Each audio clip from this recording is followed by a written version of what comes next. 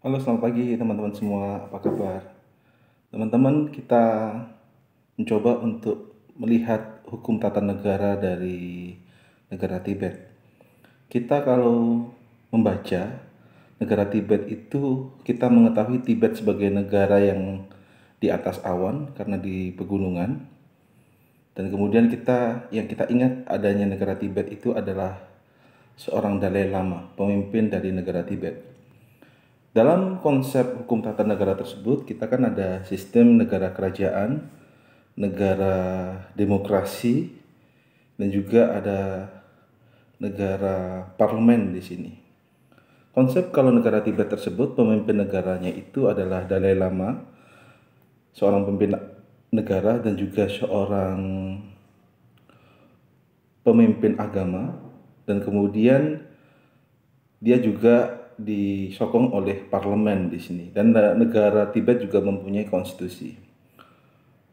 Konsep pemilihan Dalai Lama itu yang menarik adalah Dalai Lama itu adalah reinkarnasi dari Dalai Lama sebelumnya.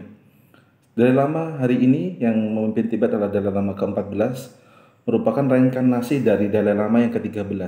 Ini yang menarik untuk kita bisa kulik masalah penunjukan Dalai Lama ini, teman-teman. Maka dalam Dalai Lama itu merupakan dari dua bahasa. Dalai itu artinya samudra, berasal dari kata Mongolia. Kemudian Lama itu merupakan guru, yang itu adalah bahasa dari Tibet. Karena kita tahu negara Tibet itu dikuasai oleh negara Mongolia dan juga Cina. Tapi hari ini negara Tibet berdiri sendiri. Kalau kita ulik kembali masalah penunjukan Dalai Lama yang ke-14 ini, berarti waktu Dalai Lama ke-13 meninggal dunia itu, maka para lama, para guru, saat ada yang meninggal dunia di situ, maka dia akan melihat mana anak yang lahir pada waktu itu.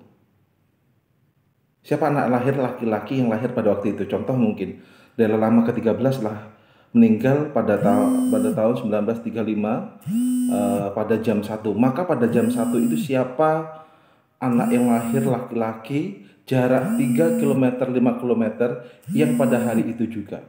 Anggap ada orang 3, ada orang 5. Kalau ada orang 3, orang 5, kemudian setelah itu adalah dilihat dalam waktu 3 tahun, siapa orang tersebut telah ditunjukkan kitab-kitab suci yang mengetahui kitab suci atau sejarah Dalai Lama terdahulu.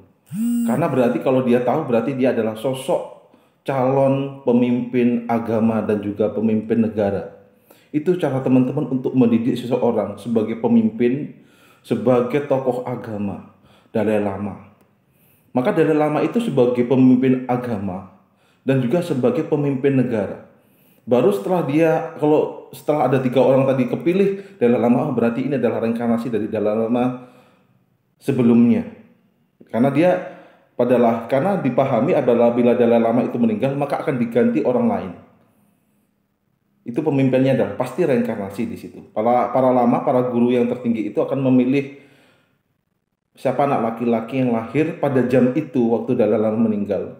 Jarak sekitar 3-5 km. Apabila ada banyak orang akan dipilih saat usia 3 tahun siapa yang dia memang mempunyai potensi, dan dia kemudian meminta pada orang tuanya untuk diadopsi.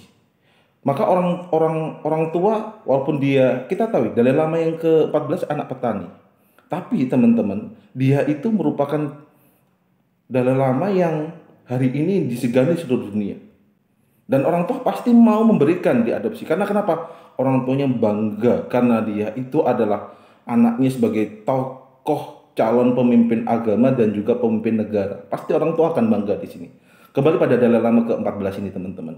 Maka dia setelah usia 3 tahun, wah ini pasti adalah seorang Dalai Lama, seorang pemimpin agama. Kita tahu negara Tibet banyak yang beragama Buddha. Setelah itu usia 3 tadi itu sampai dia dewasa usia 15-17 tahun, dia dididik, teman-teman, ilmu politik, ilmu hukum, ilmu ekonomi, ilmu sosial, ilmu matematika.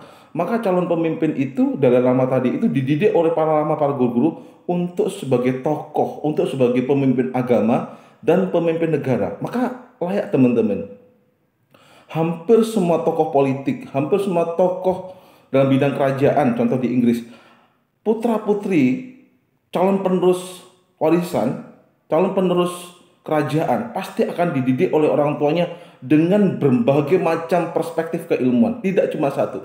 Mereka punya ilmu politik, ilmu ekonomi. Karena kenapa? Dia sebagai pemimpin, dia harus mengetahui segala praktek keilmuan. Karena nanti kalau dia itu tidak mengetahui, khawatir nanti dia itu akan dihapus oleh anak buahnya. Maka pemimpin pasti dia pintar, pasti dia itu smart, pasti dia itu seorang yang mengetahui berbagai macam keilmuan. Kembali pada Dalai Lama. Dalai Lama ini kemudian hari ini teman-teman, dia setelah 15 tahun, dia diangkat sebagai pemimpin negara Tibet, Dalai Lama tadi. Dan itu kemudian secara konstitusi dia sebagai pemimpin agama dan juga pemimpin negara. Karena waktu itu negara Tibet itu mau dikuasai oleh Cina, dan dia secara konstitusi kemudian menunjuk Dalai Lama yang sebagai pemimpin agama tadi sebagai pemimpin negara agar tidak terjadi kekosongan pemerintahan di situ. Hingga hari ini 85 tahun Dalai Lama itu, hingga hari ini usianya 85 tahun, dia sebagai pemimpin agama Buddha dan juga dia sebagai pemimpin negara Tibet, teman-teman.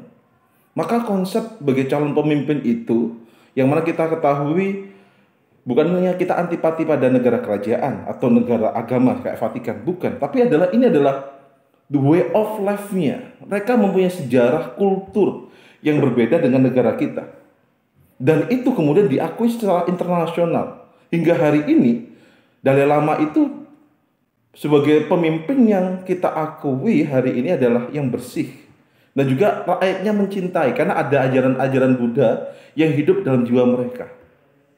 Ada sistem politik kemudian dan juga ada pemimpin agama di sini. Maka konsep yang kita pelajari teman-teman, tidak semua konsep negara berbasis agama itu adalah jelek. Tergantung pada masyarakat yang ada di situ, teman-teman. Mungkin teman-teman punya referensi lain, kita bisa diskusi banyak masalah pemerintahan negara Tibet dengan konsep negara ketuhanan tadi itu. Tapi itu dulu teman-teman. Kita akan diskusi lain waktu dan kita akan berbicara banyak masalah Vatikan. Terima kasih sudah mendengarkan. See you next time.